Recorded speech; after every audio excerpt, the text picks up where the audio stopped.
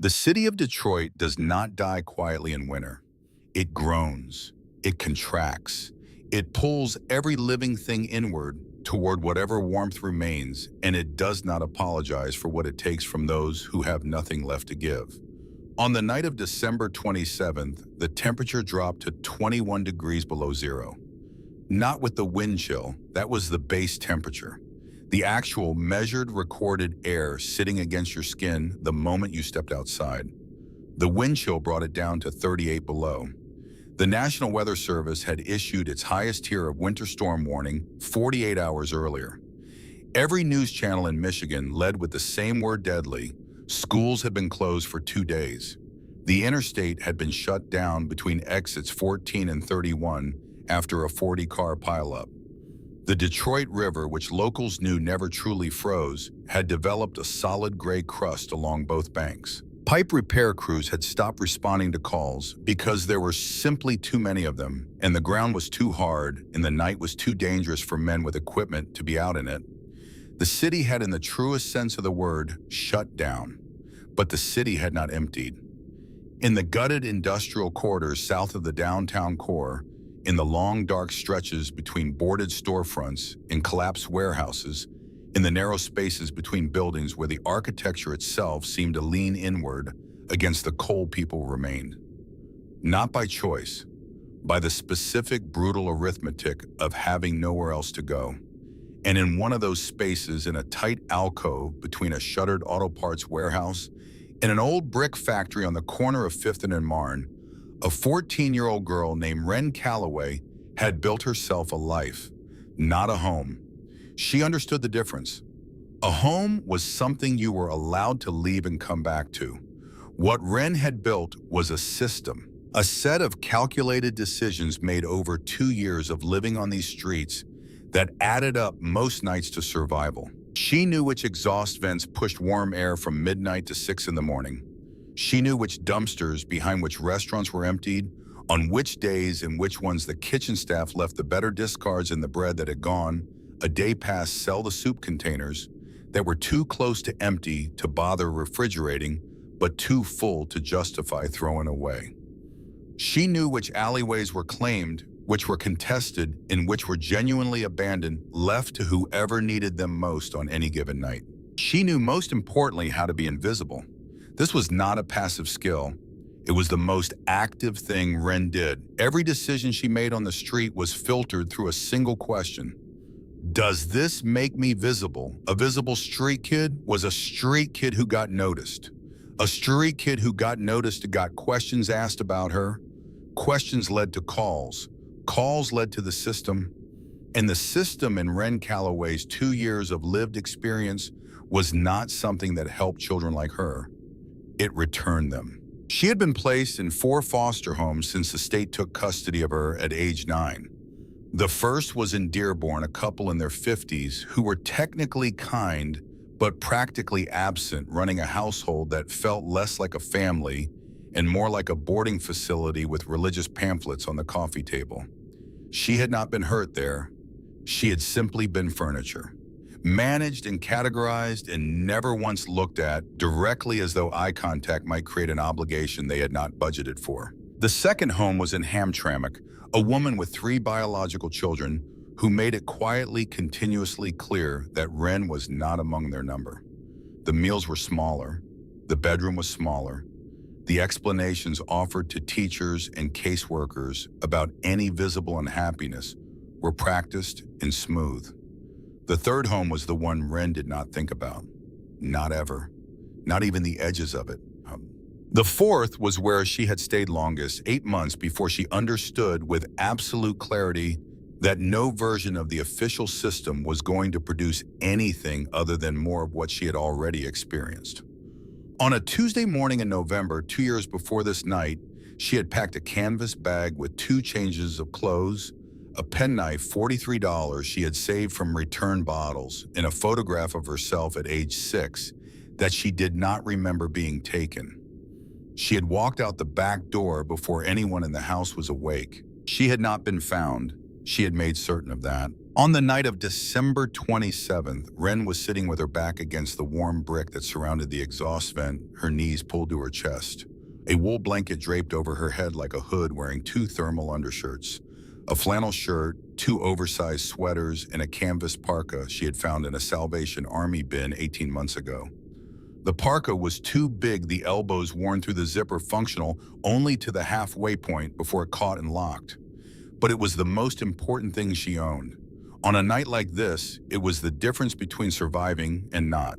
She was eating half a turkey sandwich she had pulled from the dumpster behind a deli on 7th, still cold but not bad, wrapped in wax paper, the way delis still wrapped things in this part of the city. She ate slowly, not because she wasn't hungry, she was. She was always hungry. She ate slowly because she had learned that eating fast on an empty stomach caused a specific kind of pain that was worse in its way than staying hungry. She had been doing this for 2 years. She had learned a great many things. The wind off the Detroit River came in waves. You could hear it before you felt it, a low building moan that started somewhere out over the dark water and accelerated between the buildings, gaining mass and speed in a kind of focused malice as it funneled down the corridors between structures. When it hit the alcove, it arrived as a flat, pressurized wall of cold that tried to push under and around Wren's blanket with something that felt in the worst moments almost personal. Like it knew she was there, like it was specifically trying to reach her. She had lived through 3 Detroit winters on these streets. This was the worst she could remember. She told herself it would break by morning. The forecast had said the storm system would move east by dawn, leaving behind the usual bleak gray cold of a Michigan January, brutal but survivable. She just had to make it to morning. Wren was good at making it to morning. She took another small bite of the sandwich and listened to the city. A Detroit winter night has its own specific soundscape. The distant rhythmic clang of a traffic signal swinging on its wire. The low subsonic rumble of a snowplow 3 or 4 blocks away, its blade dragging against pavement even through packed snow. Occasionally the distant wail of a siren farther away than it sounded, the cold air carrying it cleanly across distances that would muffle it in summer. The creaking of old brick and timber as the temperature differential between inside and outside walls produced contraction expansion, the slow stress fractures of buildings settling further into their own decay. She did not hear the crash at first as a crash. It came to her as a compression, a sudden tight concussion in the air, followed a half second later by the layered sound of impact. Metal against metal first, then the lower, longer sound of something heavier, a frame of chassis going over something it was not supposed to go over. Then a stillness that lasted no more than 3 seconds before the aggressive, deliberately loud roar of a truck engine being pushed hard accelerated away from the direction of the sound and disappeared into the storm. Wren did not move. She sat with the sandwich held still against her lips, and she listened to the silence that followed. This was the other thing she had learned in 2 years. Silence after violence was its own kind of information. How long it lasted told you things. Whether anyone responded to it, voices, other engines, footsteps told you more. The silence after this particular event stretched out for nearly 2 minutes. No voices, no other engines stopping to check, no sound of brakes or concern, or the organized response that should, in theory, follow a collision of that severity. Just the wind filling in the space where something terrible had just happened. Someone had been run off the road.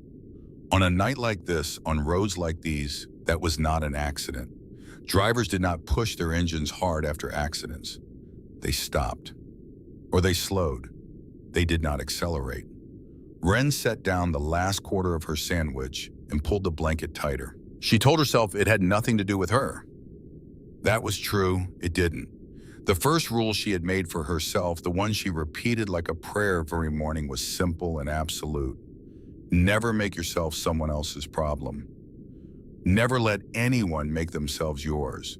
The people who got hurt on these streets got hurt partly because of proximity, because they were near something they had no business being near, and the something reached out and touched them on its way to wherever it was going. She was going to stay exactly where she was.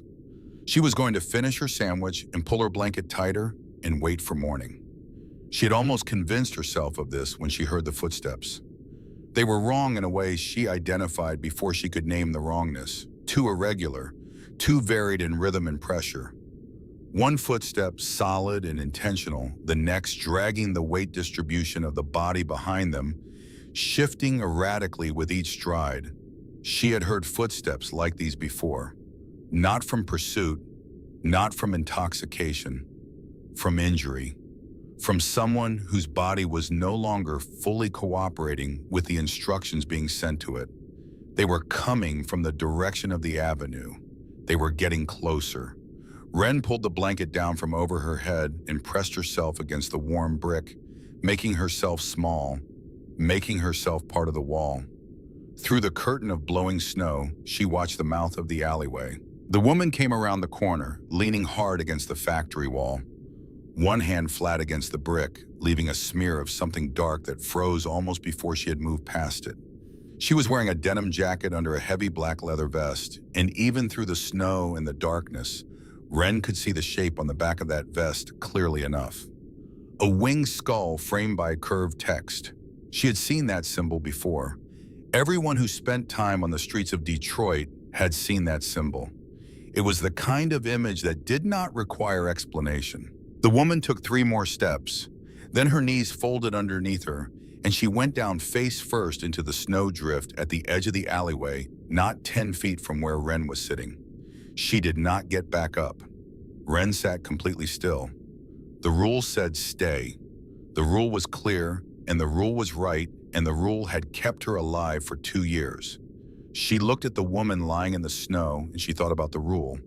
Then she thought about Gregory. Gregory had been 53 years old or 58.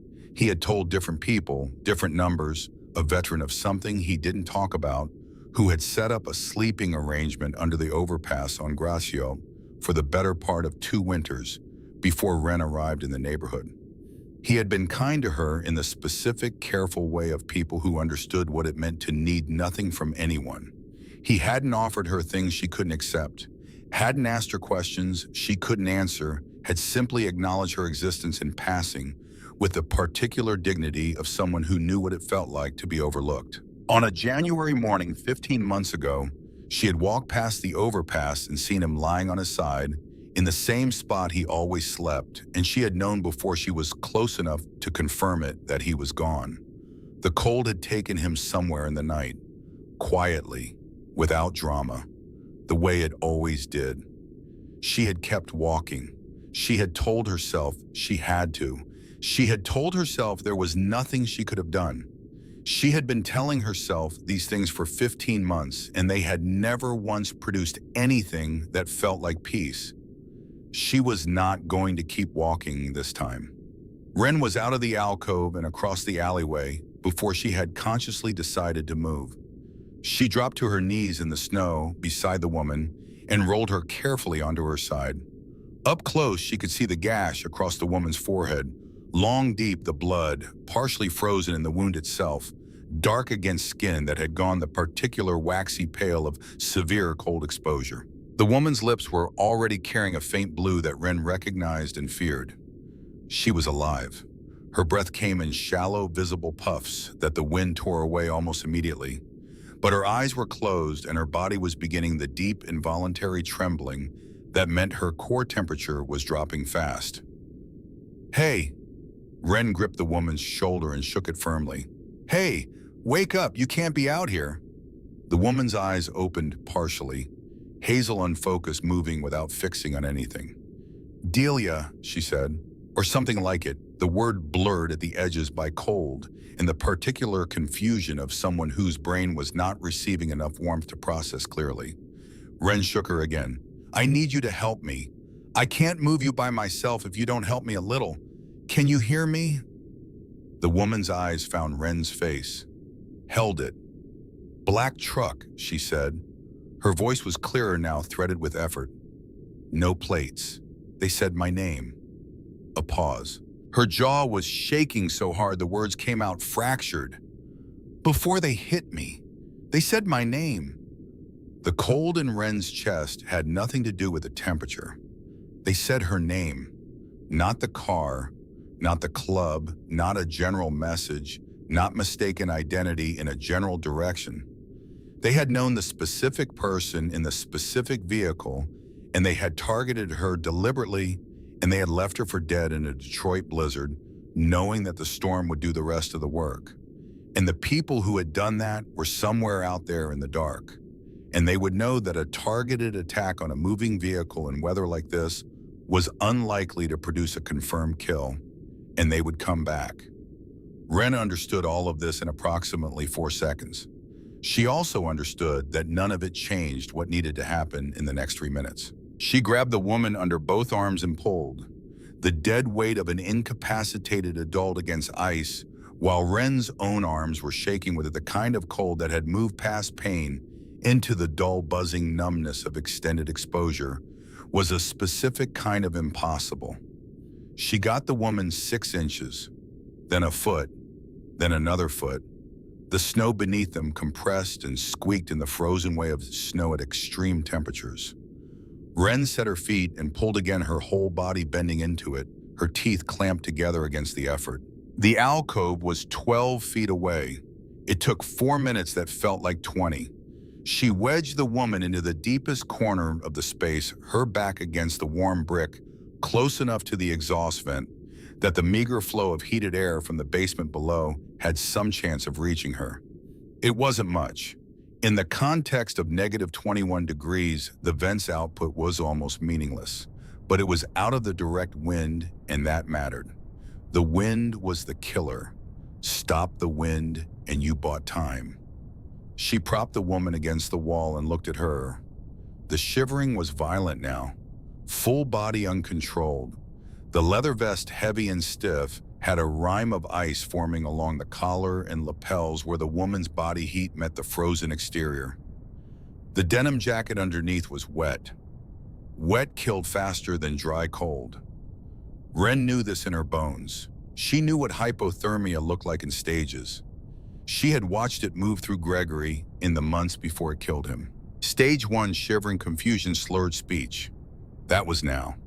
Stage 2, shivering, slows or stops, skin goes waxy and pale, the person becomes strangely still and seems almost comfortable. That was the dangerous one, the one people confuse with improvement. Stage 3 was the one that didn't reverse on its own. The woman was moving hard through stage 1. Wren looked at her wool blanket. She looked at her canvas parka. She looked at the temperature. The canvas parka had kept her alive through 3 winters. It was in the precise and literal meaning of the word irreplaceable. She could not walk into a store and buy another one. She did not have the money or the address or the ID that stores required. This parka existed in her life because of a specific coincidence, the right bin, the right day, the right size, the right condition that could not be manufactured or repeated. Without it in this specific weather, she would be at the direct mercy of conditions that had already demonstrated a willingness to kill. She thought about this very carefully. She thought about Gregory. She thought about the way the woman had said they knew my name with the specific, exhausted terror of someone who had spent their last reserves of strength making it this far and had nothing left to spend on pretending it was going to be okay. Wren unzipped the parka to the halfway point, where the zipper locked, then pulled it off over her head. The cold hit her like a thrown object. Not gradually, not as a slow encroachment, but as an immediate total thing. The wind found the flannel shirt and the sweaters and moved through them as though they were not there. The air on the back of her neck and her forearms, and the skin of her wrist between cuff and glove, was a kind of burning that the nervous system registers as heat before it registers as cold.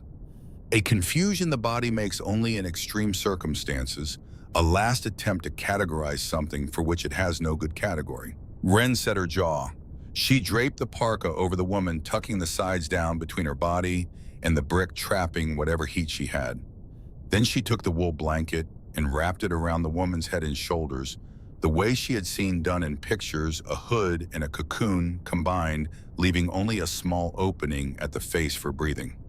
The woman made a small sound, not words, just a particular involuntary sound of a body receiving warmth and beginning fractionally to organize itself around that warmth.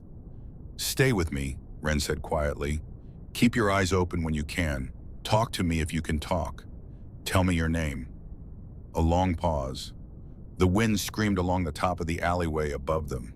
"Delia," the woman said. "My name is Delia." "I'm Wren."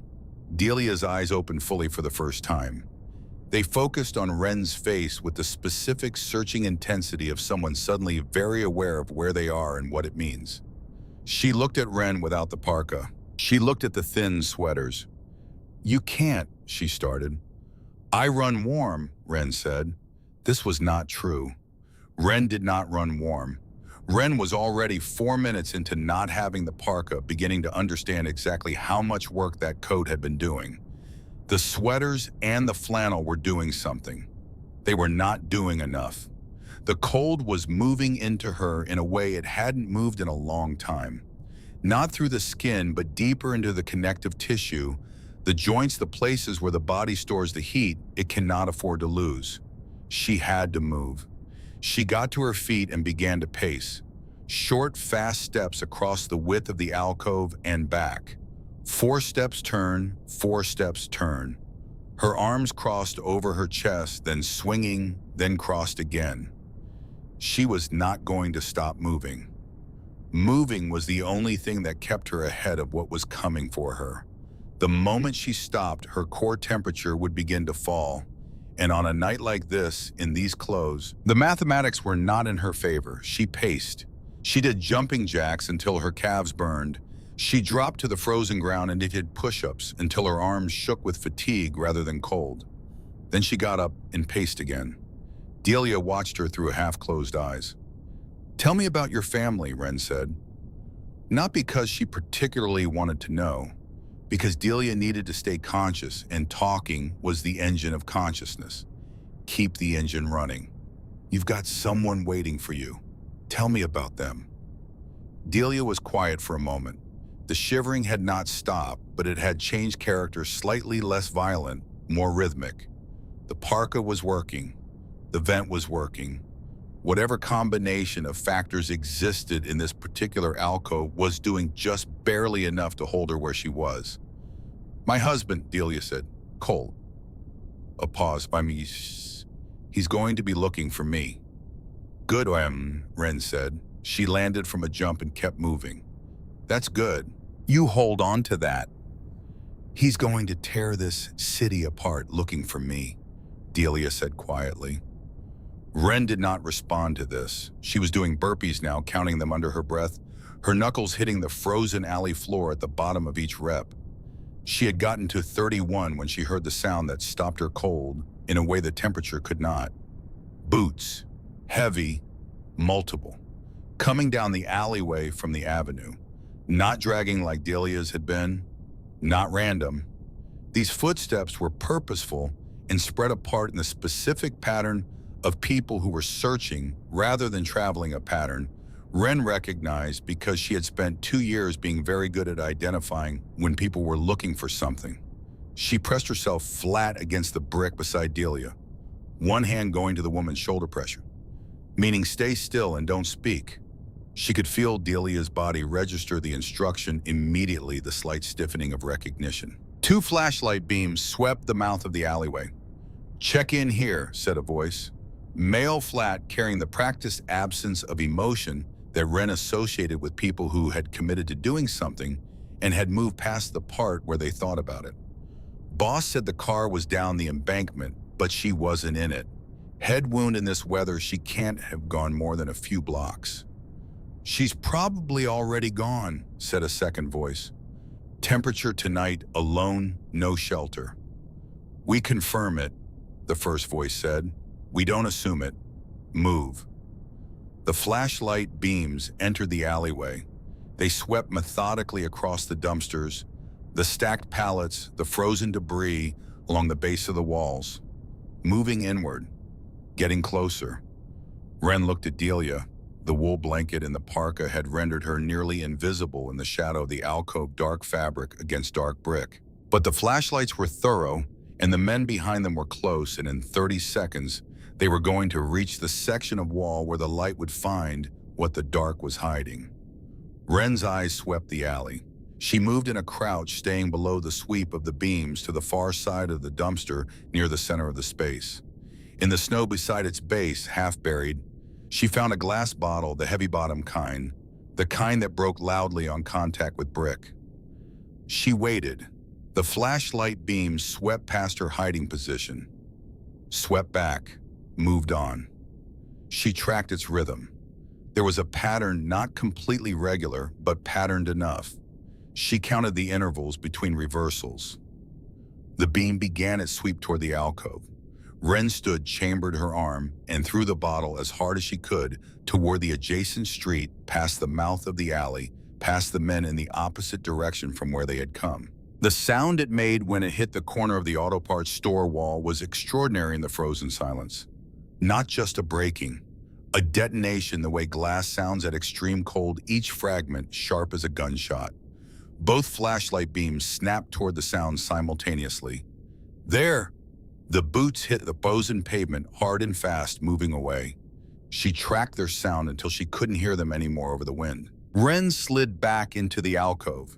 She was shaking so hard now that her teeth clicked together on every step, a sound she had never heard her own body make before and found deeply alarming. The throw had cost her. The crouch, the stillness, the suppressed breathing, all of it had let the cold in past what movement had been keeping at bay. She could feel the difference in her extremities. The fingers and toes had gone past cold into that specific numb blankness that meant the surface nerves had checked out and the damage was being negotiated somewhere deeper. She started moving again. Immediately, no hesitation. She had to stay ahead of this. She paced, she jumped, she spoke to Delia, not always coherently, not always about anything in particular. She talked about the architecture book she had found in a trash bag outside a university building 18 months ago, a heavy hardcover, partly water damaged but mostly readable.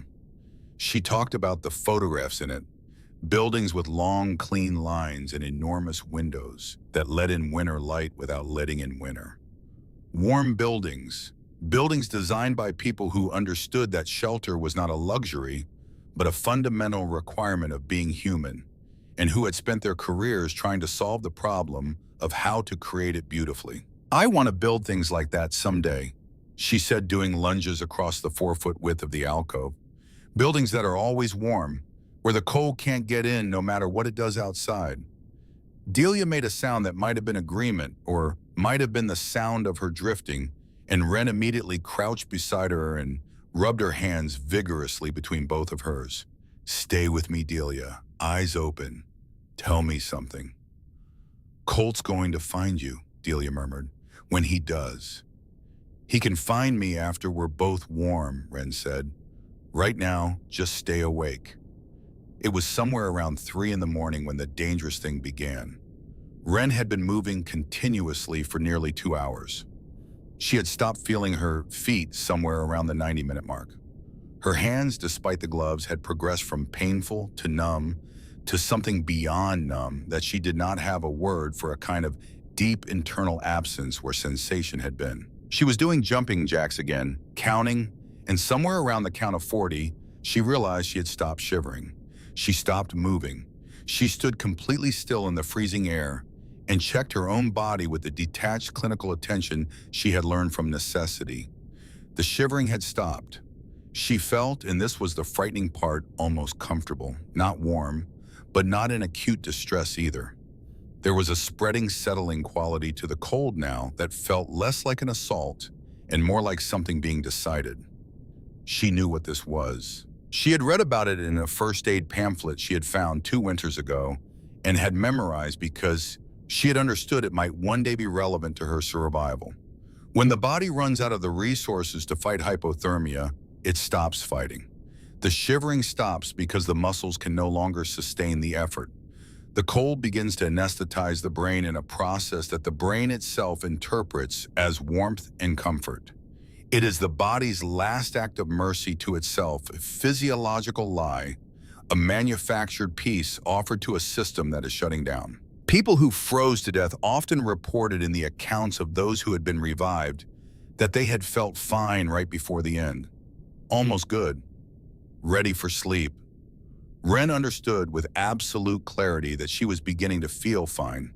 She balled her right hand into a fist and hit herself hard across the face. The pain arrived sharp and immediate and real. She hit herself again. Then she started moving, not the controlled exercise of the past 2 hours, but something more urgent, more desperate, throwing her arms, stomping her feet against the frozen ground, forcing her body back into the fight it was trying to surrender. "Not yet," she said out loud to no one in particular, or perhaps to herself, which was the same thing. "Not yet. She needs more time. Give her more time." She did not know how much longer she could do this.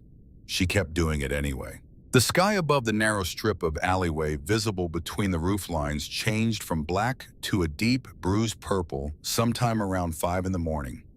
Then the purple grayed. Then the gray brightened into the particular flat, colorless light of a Detroit dawn in the worst week of winter. The storm had broken as promised. The wind had died. The snow had stopped. The air was still savagely cold, but the murderous pressure of the blowing wind was gone, and its absence was the difference between fighting the cold and simply enduring it. Wren stopped in the middle of the alcove and stood still. She was alive. She looked down at Delia. The woman's chest was moving, shallow, irregular, but moving. The faint white puffs of breath appeared and dissolved in the motionless dawn air. The parka had done what a parka was designed to do. The vent had done what it could. The alcove had held the worst of the wind at bay. Delia Malone, wife of someone who was going to tear the city apart looking for her, was alive. Wren needed to get her help, real help, the kind that required a building and equipment and people who were trained to reverse what this night had done. She could not call an ambulance to this alley. The moment she attached her own name to any emergency call, the system activated.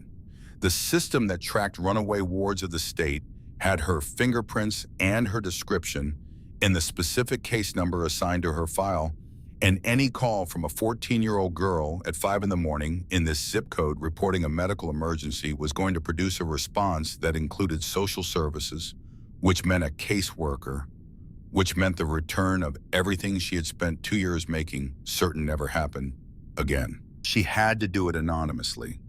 She had to do it from a distance, and she had to disappear before anyone started asking questions. But there was another problem, one she had been aware of for the last hour and had been pushing to the back of her mind while she dealt with more immediate concerns. The trail of frozen blood on the pavement, Delia's blood tracking, clearly from the mouth of the alley to the alcove, was visible in the growing light. When those men came back with daylight, they would see it immediately. They would follow it in 30 seconds. She had to move Delia now. Before they returned, Wren had nothing left. She was aware of this as a practical fact without particular emotion attached to it. Her legs were functional but wooden. Her arms had the strength remaining for perhaps one significant effort. Her vision had been carrying a slight tunneling quality at the edges for the past hour that she had been ignoring. She was at the bottom of what she had. She was going to spend what was left. She grabbed Delia under both arms and she pulled. It was harder than it had been the first time. 4 hours harder. Every muscle in her back and shoulders screamed with the specific bright agony of tissue that had been pushed past its limit and was now being asked for more. She pulled. She moved Delia 6 inches, then a foot, then another foot, dragging her toward the mouth of the alley, toward the relative visibility of the main street, where a passing driver or a delivery worker or anyone with a phone could see her and respond. The street was 20 feet away. Wren got her there. She arranged Delia carefully, the parka tucked around her, her face turned upward to the pale morning sky so that anyone approaching would see immediately that she was alive and injured and needed help. She left the wool blanket, but kept her hands on it for one final moment, looking at the leather vest, the winged skull on its back, visible even against the snow. She had been raised in as much as she had been raised at all to believe that what you did when no one was watching was the measure of what you actually were, sir. Not the version of yourself that showed up for inspection. The version that existed in the dark, in the cold at 3 in the morning, when no calculation of self-interest argued in favor of anything except survival. She had not thought about this when she crawled out of the alcove to help Delia. She had thought about Gregory. But standing now in the gray light, looking at the woman who was breathing because of a decision made in darkness with no witness, she found that the two things were connected. The version of herself that had walked past Gregory was gone. It had died somewhere in those 4 hours, replaced by something whose exact dimensions she did not yet know, but which felt even through the exhaustion and the cold and the hollow ache of everything her body had spent like something worth being. She turned and walked. 3 blocks to the diner on 8th. The glass door was heavy and she had to lean into it with her shoulder. The heat inside landed against her face like something physical, immediate, and overwhelming, carrying the smell of old coffee and fryer grease and warm air. The waitress behind the counter looked up from a newspaper and went completely still. "There's a woman," Wren said. Her voice came out rougher and smaller than she had expected. "In the alley next to the brick factory at 5th and Marne. She's hurt badly. Call an ambulance right now, please." The waitress was already reaching for the phone. Wren walked back out before the door had finished closing. She found a doorway across the street with a shallow enough recess to stand in without being immediately visible. She stood there and she watched the entrance to the alley. She stood there until the red and white lights of the ambulance cut through the flat gray morning light. She watched the paramedics pull their equipment and move into the alley with the specific, efficient urgency of people who do this every day. She watched them disappear around the corner. She waited. 2 minutes later, they reappeared with a stretcher. Delia was on it, still wrapped in the canvas parka and oxygen mask already on her face, moving, being moved by people who knew how to do it. Wren watched the ambulance doors close.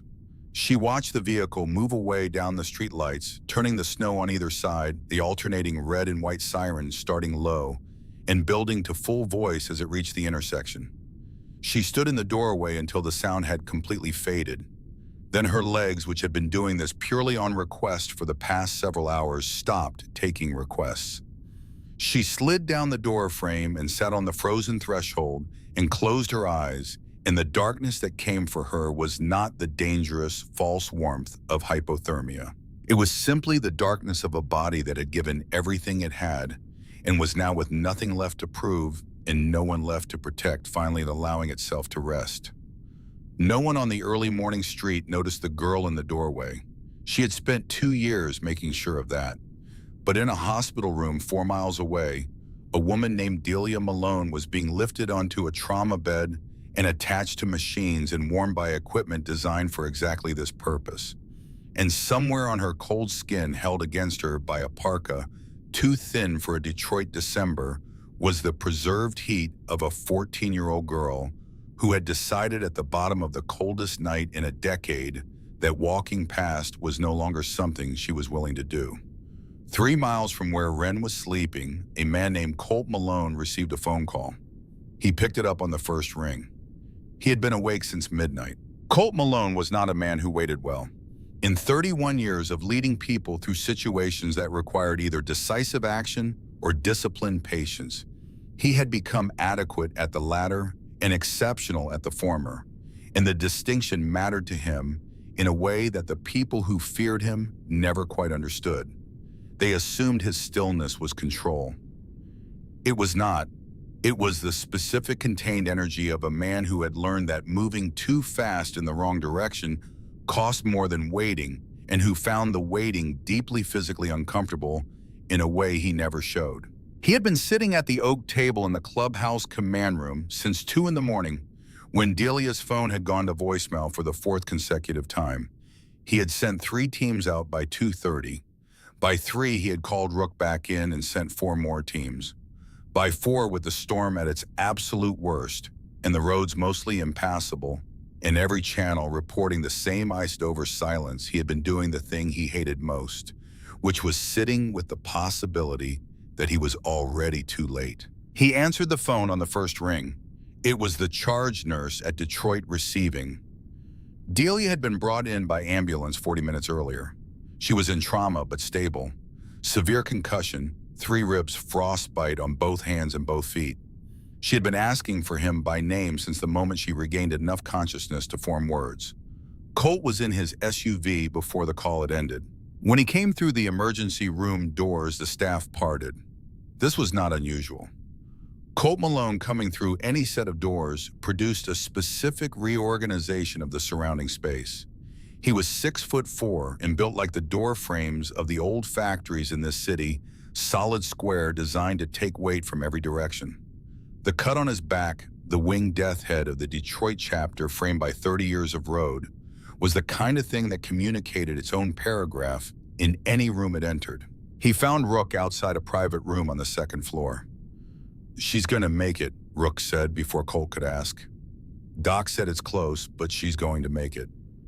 Colt went inside. Delia was on the bed, the IV in her arm, the bandage across her forehead covering 12 stitches, her hands wrapped where the frostbite had done its work on the outermost layers. She looked like she had been in a war, which in the specific and literal sense she had been. She opened her eyes when he sat in the chair beside her. He took her wrapped hand very carefully, the way he had learned to take it over 22 years of marriage, which was to say, with his full attention, nothing held back or rationed. "Colt," she said, "I'm here." "Black truck," she said, "no plates. They knew my name before they hit me. It wasn't—" "I know," he said. "I know it wasn't an accident. We'll handle that." "You have to listen to me first," she said. Her grip on his hand tightened. Her voice was steady in the specific way of someone using all their reserves of clarity because what they need to say cannot be said unclearly. "There was a girl," he waited, "a girl, Colt, 14 years old maybe, homeless. She found me in the alley." Delia's eyes were wet. "She dragged me out of the wind. She put me against a vent. She talked to me all night." A pause. "She gave me her coat." He was still. "She gave me her only coat," Delia said. "And then she spent the whole night in the cold without it keeping herself moving so she wouldn't freeze, keeping me awake, talking to me. There were men looking for me, men who came to finish it. She threw something to distract them. She kept them away from us." The tears were moving freely now, quiet and steady. "She got me out to the street in the morning. She called an ambulance from somewhere and she was gone before it got there. She left her coat on me, Colt. She left her coat on me and walked away." Colt looked at the chair in the corner of the room. On it, folded with the particular care of someone who had received it with care and wanted to honor that, was the canvas parka. He stood up. He crossed to the chair and picked it up. He held it in both hands. It weighed almost nothing. The canvas was worn thin in the places that took the most contact: the elbows, the lower back, the collar. The zipper locked at the halfway point. The elbows had been worn through and repatched with material from something else, the patches applied with the even practical stitching of someone who had done the repair themselves and had done it to last, not to look good. The whole thing smelled of the street, the particular combination of cold and diesel, and the accumulated reality of living outside. This was not a coat anyone would choose. It was a coat someone had found and maintained and kept functional because they had no alternative, and because it stood between them and the specific violence of a Detroit winter. This was Colt understood the most valuable thing the girl owned, and she had left it on Delia without a second thought and walked out into the cold in 3 sweaters. He stood holding the coat for a long time without speaking. "Where is she?" he asked finally. "I don't know," Delia said. "She was gone before I woke up in the ambulance. I don't even know her last name. Just Wren." Colt looked at Rook in the doorway. Rook looked back at him. "Call the chapter," Colt said. His voice had the quality it got when a decision had been made, and the decision was final, and everything that followed was execution. "Call the Nomads. Call the Ohio and Indiana charters. Call New York and Philly." A pause. Call everyone. Rook's eyebrows moved. All of them. All of them. Colt held up the parka. There's a kid out there on these streets right now with nothing but a few sweaters, and she did it so my wife would live. I want 4,000 people in Detroit by this evening. He looked at the coat one more time. We find her. The Detroit chapter of the Hells Angels operated out of a compound on the eastern edge of the industrial corridor behind chain-link fencing, topped with razor wire and monitored by cameras positioned at every angle. The main building was a converted warehouse, its interior divided between the meeting hall, the command room, the workshop, and the private spaces where the business of running one of the most organized non-governmental entities in the state of Michigan was conducted. By 8 in the morning, the command room looked like a military operations center in the early hours of a campaign. Colt stood at the long table with a topographical map of the city spread across it, the relevant section of the industrial corridor circled in red marker. Around the table were his senior men, Rook on his right, Iron Mike from the Nomad contingent on his left, 3 chapter officers from the local membership along the sides. On the phones, 2 prospects were managing the incoming confirmation calls from charters across the Midwest and East Coast. Indiana is sending 200 riders, said the prospect on the left phone covering the receiver. They're loading bikes onto flatbeds to bypass the iced interstate. ETA is dusk. Ohio confirmed, said the other prospect. Cleveland and Columbus are rolling. 300 men snow chains chase vans. 6 hours out. New York, Jersey, and Philly are mobilizing, Rook said, dropping a radio onto the table. The nomads from the East Coast are already on the highway. We're looking at 4,000 patched members by this evening. Colt nodded. 2 objectives, and he said. First, the black truck. We know the syndicate has been running plateless vehicles out of the Port District for the past 3 months. We know which warehouse. That gets handled today. Clean and complete. The message has to be loud enough that no one in this city makes the same mistake twice. He let that sit for a moment. Second objective is the priority. He put his finger on the red circle. The girl is somewhere in this 3-mile radius. Her name is Wren. She's 14, small, blonde hair, no coat. She gave her coat to my wife. In this temperature without adequate cover, she's been in serious danger since the moment she left the alley this morning. She will not survive another night outside. He looked around the table. Every man we have works this grid. Every alley, every abandoned building, every shelter, every steam vent, every soup kitchen. You pay the informants what they ask. You show her description to everyone. You do not stop until we find her. Iron Mike, a large man from the Nomad contingent, with a scar through his left eyebrow that had been there so long it had become a feature rather than a history to lean forward over the map.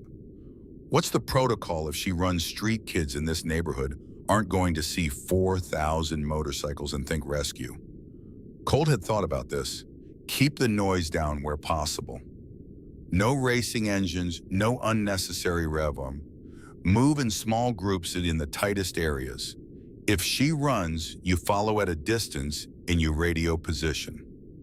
You don't corner her. You don't crowd her. He paused. She's been on these streets for 2 years. She knows how to disappear.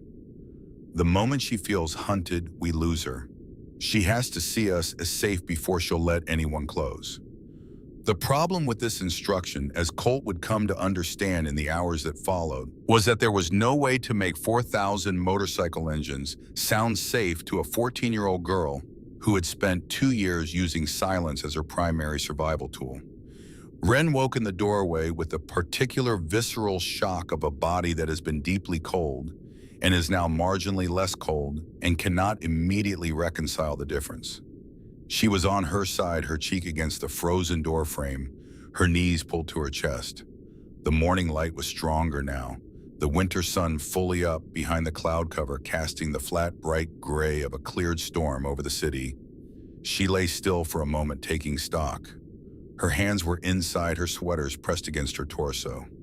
When she pulled them out and looked at them, the tips of all 10 fingers had the waxy pale quality that she knew meant early frostbite.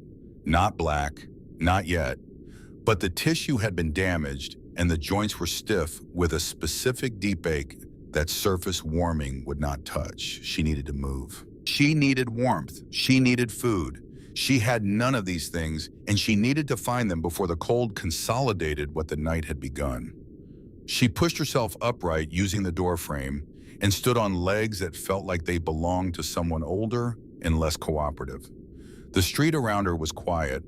The diner across the way had its lights on breakfast crowd, beginning the smell of coffee and eggs reaching her through the cold air in a way that was almost cruel in its specificity. She turned away from the diner and walked. She needed new territory. The alcove at 5th and Marne was compromised. The men with the flashlights knew that section of the street. She needed to find new warmth, new cover in a part of the grid she hadn't mapped yet. This was dangerous. Unknown territory on these streets meant unknown claims and unknown rules, and the specific risk of wandering into a space that someone else had already established as theirs, which produced the kind of conflict she had spent 2 years being very good at avoiding. But staying in known territory meant staying near men who had come back once and would come back again. She turned east and walked. She had been walking for perhaps 20 minutes, keeping to the alleyways, when she first heard the engines. It was not at first alarming. Motorcycles were not unusual in this part of the city. Even in winter, the club members who lived in the surrounding neighborhoods ran their bikes when the roads allowed it. She had heard the sound before. She knew what it meant. She had spent 2 years cataloging it as background noise, the mechanical signature of people who were powerful and therefore people she should not be near. But this was different. The sound was not passing through. It was accumulating. She could hear individual engines joining a central noise from multiple directions simultaneously, the way a river is joined by tributaries, each stream adding to a collective volume that had no apparent ceiling. By the time she reached the end of the alleyway and looked out at the avenue, the sound had become something she felt in her chest as much as heard with her ears. The street was full of motorcycles. Not full in the way a busy road is full of traffic, full in the way a military operation is full of vehicles, organized, intentional moving, with collective purpose. 2 columns of riders in heavy leather, running slow and deliberate, filling every lane of the avenue. More coming from the east, more from the north. The sound bouncing between the buildings and compressing into something that had the specific frequency of something she could not categorize safely. Wren's brain did what it had been trained to do over 2 years of survival calculation. These were Hell's Angels, the vests she had seen on Delia, the winged skull, the rockers. These were the people who came after people who hurt their own. She had been in that alley. She had been with Delia. She had heard the men with the flashlights. She was a witness. The clubs cleaned up witnesses. Everyone on these streets knew that. She was gone before the front of the column reached the alleyway entrance, back into the industrial grid, running at the best speed her damaged legs could produce. Her breath coming in sharp white clouds, her boots slipping on the frozen slush, but finding a purchase enough to keep her moving. She ran for 3 blocks before the volume of the engines forced her to change direction. She cut north, then west, then north again, the sound pursuing her, not because it was following her specifically, but because there was so much of it in so many directions that every route she chose brought her alongside a new tributary of the same mechanical roar. She ran until she couldn't run anymore. Then she walked fast and low, hugging the building lines, moving through spaces too narrow for motorcycles, using the labyrinth of the city's decayed industrial infrastructure, the way she had used it for 2 years, as cover, as protection, as the geography of invisibility. By the time she stopped running, she was 3 miles from the alleyway and completely lost in a section of the city she did not know. She was also colder than she had been at any point in the night. Running had done 2 contradictory things. It had pushed blood to her extremities and temporarily slowed the advance of the cold. But it had also torn through her remaining energy reserves and driven sweat into her sweaters, and wet clothing in sub-zero temperatures was a faster killer than stillness. She was now both warmer from the exertion and more dangerously compromised from the moisture, and the net effect would not become clear for another 30 minutes, at which point the sweat would begin to cool and the temperature it produced would be lower than the ambient air. She knew this. She needed to stop moving and find shelter and dry out before the physics caught up with her. She found a stairwell at the back of an abandoned movie theater on 9th. The concrete steps leading down to a basement door that had been sealed with a padlock long since rusted to symbolic status. She did not go inside. The basement would be dark and damp, and she didn't know what was in it. Instead, she wedged herself under the overhang of the stairwell out of the direct wind and sat on the top step with her knees pulled up and her arms inside her sweaters and tried to think clearly about what came next. The thinking was harder than it should have been.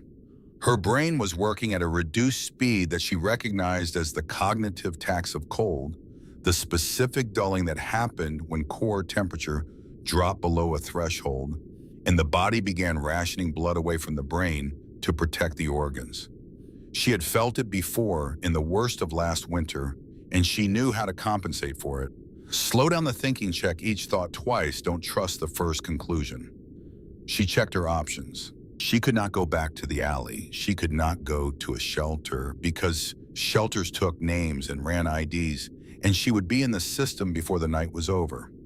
She could not go to the diner or any other public space because her appearance, blue-tinged lips, waxy hands, clothes that marked her clearly as someone who had been outside all night in the worst storm of the decade would produce concerned attention from exactly the kind of people she could not afford to have concerned attention from. She needed warmth that asked no questions. She thought about the steam vents under the old Woodward station, the abandoned subway terminal 3 blocks east of where she had ended up. She had been there twice before in the worst of last winter when the grid of accessible vents in her usual territory had not been enough. The station was flooded at the platform level, a thin permanent layer of stagnant water that froze in sections but never fully, and the damp cold it produced was of a different and more dangerous character than the dry cold of the street. But the basement maintenance level, accessible through a door on the north mezzanine, pushed heat from some residual mechanical system that no one had ever explained to her and that she had never looked too hard at because it worked, and that was enough. She needed to get there before her core temperature dropped further. She got up and walked. She did not know that 40 meters behind her at the corner of 9th and Woodward, a Hells Angel from the Ohio charter named Hatch was pressing a folded $50 bill into the frozen hand of a man named Grady, who had been living under the overpass at that intersection for the past 2 winters, and who had in that time developed the particular observational precision of someone whose survival depended on knowing exactly what was moving through their territory and when. Small girl, Hatch said, 14, maybe 15, blonde, no coat, just sweaters, moving wrong, dragging her right foot a little. Grady looked at the money. He looked at the columns of motorcycles moving past on the avenue. He had seen armies before. He had served in one. He understood the difference between an army that was hunting and an army that was searching, and these men, for all their noise and leather, were searching. You could see it in the way their eyes moved, not the focused aggression of pursuit, but the desperate sweeping attention of people who were afraid of what they might not find in time. Kid doesn't know you're looking to help her, Grady said. He pointed east with one wrapped hand. She ran from your noise. Saw her 20 minutes ago moving bad. She was heading for the old theater on 9th. He paused. There's only one place she'd go from there this cold and this lost. The Woodward station. Underground, away from the engines. Hatch had his radio to his mouth before Grady finished the sentence. The frequency crackled across 4,000 radios simultaneously. In the command center, an armored mobile vehicle parked at the center of the search grid, Colt heard Hatch's voice come through with a specific quality of information that changes the nature of everything that follows. He was moving before the transmission finished. "Kill the engines," he said into his own radio. "All units, kill every engine now." The instruction traveled outward across the frequency. In groups of 2 and 3 and 10 and 50, the engines died. The sound that had been filling the city for 3 hours contracted and diminished and fell over the course of 30 seconds into a silence so complete after so much noise that it had its own physical presence. 4,000 machines silent, 4,000 people waiting. Colt, Rook, and Iron Mike were on foot, moving east on 9th before the last engine died. Behind them, a tightly organized group of 12 men moved with a compressed efficiency of people who have run operations in difficult terrain before and understand that speed and silence are not contradictions. The entrance to the Woodward station was a set of concrete stairs descending from street level behind a section of fence that had been pulled aside years ago and never replaced. A heavy chain had once secured a gate across the top of the stairs. The chain had rusted into a single mass at some point in the past decade. What remained of it hung on the fence post like a rusted question mark. Colt went down the stairs first. The cold at the bottom was different from the street cold above. It had weight to it. The damp of decades of enclosed space and standing water had accumulated in the air itself, giving the cold a clinging, penetrating quality that found the gaps in even heavy clothing. The darkness was absolute. He clicked on his flashlight, and the beam cut through the blackness, illuminating the frozen surfaces of the concourse walls, decades of layered graffiti, the biological bloom of cold season mold, the geometry of vandalized infrastructure. The floor of the concourse was covered in a thin glaze of ice over the residual standing water. It groaned and cracked under their boots with each step. "Wren," Colt said, not a shout, a carrying voice, even and clear. "If you can hear me, we are not here to hurt you. My name is Colt. My wife is Delia. You saved her life last night. I am here because I owe you a debt and because you do not have a coat in December, and I intend to do something about both of those things. You are safe. Do you hear me? You are safe." The silence that answered him was not the silence of an empty space. It was the silence of someone not yet ready to respond. He moved forward through the concourse, his flashlight beam sweeping methodically. Rook and the others spread out in a search pattern across the width of the space, their beams crossing and separating. The old ticket booths were dark and empty. The vendor kiosks had been stripped long ago. The benches along the walls had been removed or collapsed. "She's here," Rook said from somewhere to Colt's right. His voice was quiet, but had the quality of certainty. Something moved. Far corner north wall, by the old booth. Colt moved toward the north wall. He found her in the corner between the concrete wall and the steel frame of the old ticket booth, wedged into the narrow space with her knees drawn to her chest and her sweaters pulled over her face. She was not moving. Her position was the specific posture of someone who has made themselves as small as possible against the cold and has been in that position long enough that they are no longer actively maintaining it. He crouched in front of her. He put 2 fingers against her neck. The pulse was there, barely, a thin, irregular flutter that communicated the bare minimum of information, which was that the engine was still running, but was running on whatever reserves had not yet been depleted, which were very nearly nothing. She was not shivering. The shivering had stopped. He had seen this before in men who had gotten lost in the mountains in winter and been found close to the end. The absence of shivering did not mean warmth. It meant the body had stopped spending energy on the attempt to warm itself and was now simply holding on to whatever remained. He stripped off his cut and his thermal jacket in one motion and wrapped the jacket around her, pulling it close against her body. Then he lifted her. She weighed less than he expected. She weighed much less than she should have. He held her against his chest, her face turned in toward his shirt, and he felt the specific shocking cold of a body that has been losing heat to the air for hours, radiating out from her skin into his. "I've got her," he said. His voice did not have the quality it usually had. "She's alive, moving now." He turned and walked toward the stairs. Behind him, he heard Rook's radio come to life. Rook spoke into it with the precise economy of someone delivering a status update that 4,000 people had been waiting hours to hear. He said, "We have the girl. We are coming out. formed the wall. Colt came up the stairs into the cold morning air, with Wren held against his chest, and found the avenue transformed. The 4,000 had moved during the silence. They had organized themselves along both sides of the street in two solid columns, forming a corridor that stretched from where he stood to the visible horizon. Machines and men packed shoulder to shoulder, facing inward, creating a lane of clear pavement that led directly toward the hospital. His SUV was idling at the curb. Rook got in the driver's seat. Colt got in the back, still holding Wren, his arms around her, pulling her against his body heat. "Go," he said. Rook hit the siren and put the vehicle in drive. On Colt's signal, 4,000 engines started simultaneously. The sound of it filled the corridor between the two columns like a physical thing. It moved through the frozen air with the force of something that had been held back and was now released a mechanical roar that shook the windows of every building on the block and rattled the ice from the power lines overhead. The SUV moved down the corridor, and the corridor moved with it, the columns flowing forward on both sides.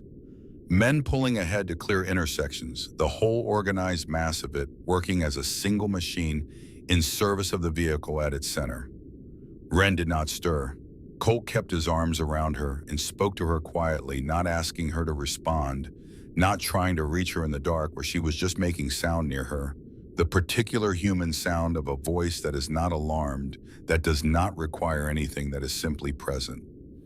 Detroit Receiving Hospital's emergency bay was already prepared when the convoy arrived. The radio call from Rook had given them 12 minutes, and they had used all 12.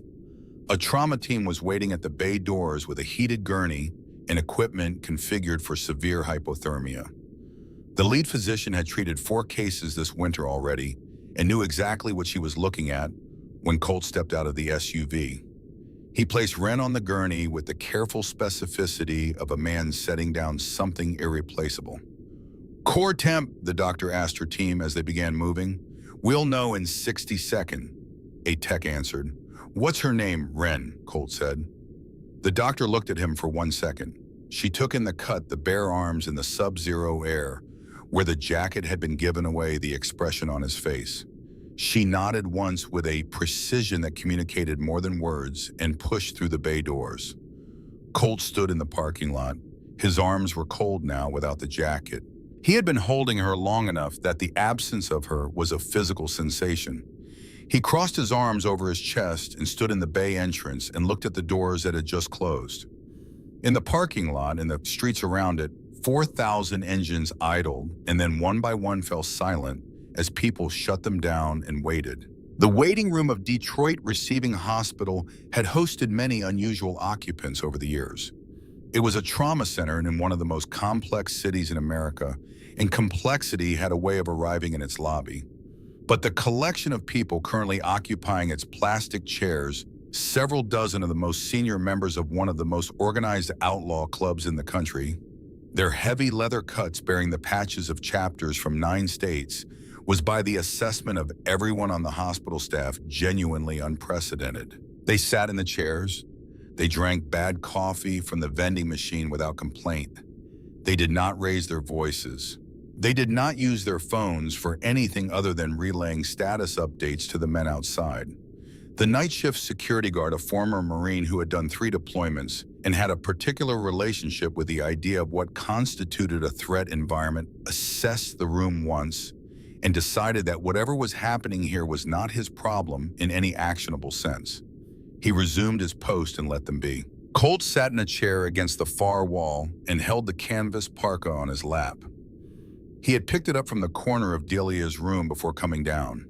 It was still cold from the night, still carrying the faint smell of the alley, the vent, the hours of a night that had produced something he did not have a complete vocabulary for. He sat with it and he waited. Rook came in from outside. He sat in the adjacent chair without speaking for a moment. "The Syndicate warehouse," Rook said eventually. "We have eyes on it. Black truck is there. Paint transfer from Delia's car confirmed." "After," Colt said.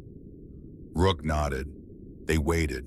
At some point, the elevator opened and Delia came out in a wheelchair pushed by a nurse who had apparently given up the argument about bed rest. She was in a hospital gown with a blanket over her legs, the bandaging on her hands white against the blue fabric, the stitched gash on her forehead covered by a clean dressing. She looked, Colt thought, like someone who had survived something that had not expected to be survived. She came across the lobby and stopped in front of him. He looked up at her. "Did you find her?" Delia asked. "She's in trauma." Delia closed her eyes for 1 second. When she opened them, they were wet but steady. "Is she going to be all right?" "I don't know yet." Delia reached out her bandaged hand and put it on top of the parka in his lap. She did not say anything. He put his hand over hers. They sat like that in the plastic chairs of the waiting room, while outside 4,000 people stood in the cold for a girl they had never met. The doctor came out 47 minutes after the bay doors had closed. She was a direct woman who had been working in trauma medicine for 18 years and had developed the specific economy of language that the work requires. She did not waste the beginning of what she had to say on preamble. "She's in severe hypothermia. Core temperature was 81 degrees on admission. That's below the threshold for spontaneous cardiac rhythm, which means the ECMO protocol is running. We're pulling the blood, warming it externally and returning it. It's working. Her temperature is coming up." She paused. "She's also in early frostbite on 8 fingers, both feet, and both ears. We'll know more about permanent tissue damage in the next 24 hours, but I'm cautiously optimistic about her hands. The feet and ears are more concerning." "Is she going to make it?" Colt asked. The doctor looked at him directly. "The next 2 hours are the window," she said. "The rewarming process can trigger cardiac events because the cold blood returning to the heart from the extremities can cause arrhythmia. We're monitoring constantly. Right now, she's stable." A pause. "She's young and she's strong. The physiology is working in her favor. But I want you prepared for the possibility that we may see a cardiac event before she's fully stabilized." Colt nodded. "Can you tell me," the doctor said, and her voice shifted fractionally from clinical to something more human, "how long she was out there without adequate covering?" "From approximately 6 in the morning until we found her around 1:30, Rook said. 7.5 hours. The doctor was quiet for a moment. Then she said, "She was 14 years old and she was outside for 7.5 hours in this weather without a coat because she gave her coat to someone else." It was not a question. Delia had told the attending nurse the basics when she had come down and the information had traveled. "Yes," Colt said. The doctor looked at the parka on his lap. She looked at the room full of men in leather cuts drinking bad coffee. She looked at Colt. "I'll update you when there's a change," she said, and she went back through the doors. The cardiac event happened 41 minutes later. The PA system announced it with the flat procedural clarity of an institution that has learned to handle its worst moments without the luxury of reaction. Code blue. Trauma 1. Code blue. Colt was on his feet before the second repetition. He was at the window of the trauma bay before the team inside had finished organizing themselves around the table. He put his hands flat against the glass and he watched. Wren's small body was visible on the table, the leads and lines attached to her, the monitors showing the jagged, erratic rhythm of a heart that had been taken to the edge of its tolerance by hours of cold and was now being asked to accept the sudden change of returning warmth. The team moved around her with the contained, purposeful chaos of people who have trained for this specific problem and are applying everything they know to it. The paddles were charged. He watched them apply the first shock. Nothing. He watched them charge again. Nothing. Rook's hand closed on his shoulder from behind. Iron Mike was on the other side. He was aware of the pressure of both grips without being able to direct his attention toward them. The paddles were repositioned. A nurse pushed medication. The room went through the 3-second stillness that preceded the third attempt. He pressed his forehead against the glass. "You stayed through the whole night," he said very quietly, to the girl on the other side of the glass who could not hear him. "You stayed through all of it. Don't quit now. Don't you dare quit now. The third shock moved through her. The monitor line spiked, went flat, then spiked again. The spikes were irregular, too close and then too far, the heart trying to find its rhythm the way someone finds their footing on uncertain ground. Tentative testing, not trusting each step, but taking it anyway. The spikes became slower and more regular. They became a rhythm. Beep, beep, beep, Colt exhaled. The sound of it was the sound of something compressed for a very long time, finally being released. He stepped back from the glass. He turned around. Every face in the corridor was looking at him. "She's stable," he said. The exhale that moved through the corridor was collective and quiet and carried everything that the previous hours had been building toward. Someone near the elevator turned to the wall for a moment. No one said anything about it. Colt walked back to the waiting room. He sat in the plastic chair. He picked up the parka. He held it for a while. Then he looked at Rook. "The warehouse," he said. Rook nodded. The syndicate's staging area near the shipping docks had been under surveillance since mid-morning. 4 tow truck drivers who were not tow truck drivers backed their vehicles into position at the 4 vehicle entrances to the corrugated metal building at precisely 2 in the afternoon. The timing was not accidental. It was the shift change for the men inside, which meant the largest number of personnel would be present, which meant the message would reach the maximum number of recipients simultaneously. All 4 vehicles hit the bay doors at the same moment. The metal gave way with a particular sound of infrastructure that was not designed to resist a determined vehicle and had been proven right about itself. What followed lasted 3 minutes. Colt walked through the aftermath at his own pace past the bay doors that no longer existed, past the equipment that no longer functioned, past the men who were no longer in a position to make decisions about anything.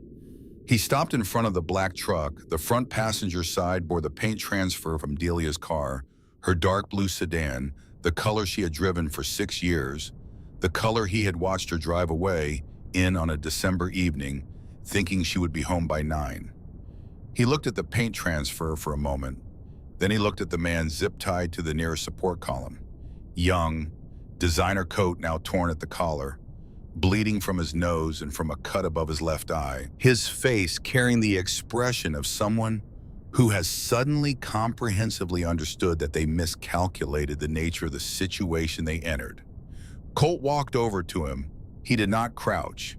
He stood at full height in front of the seated man, and he looked down at him the way you look at something that has made a decision you cannot allow to stand.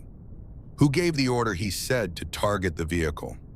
The man talked. He talked with the specific coherence of someone who has had the relevant portions of their confidence removed by the previous 3 minutes and is now operating on the reduced inventory that remains. He talked about the port routes and the distribution conflict and the message that was intended to be sent and the failure of execution that had resulted in the wrong vehicle being identified as the target. Colt listened to all of it. "The port is closed to you," he said when the man had finished. "The city is closed to you. Every operation you have run and are running and plan to run in this state ends today. If I see a member of your organization within 50 miles of Detroit, there will not be a conversation like this one." He stepped back. "The truck goes with us. You explain to whoever sent you what happened here and why it happened, and you make certain they understand that this is not the beginning of something. This is the end of something. Do you understand me?" The man nodded. Colt walked out of the warehouse. Behind him, his men began the systematic dismantling of everything the syndicate had built in that building. The black truck was attached to a chain and pulled out through the ruined bay door by a member's personal pickup. It would be driven 3 miles to the center of the syndicate's known territory and left there burning. Colt drove back to the hospital. He had been gone 90 minutes. He went directly to Delia's room. She was sitting up in the bed, the TV off, the blinds open to the winter afternoon light.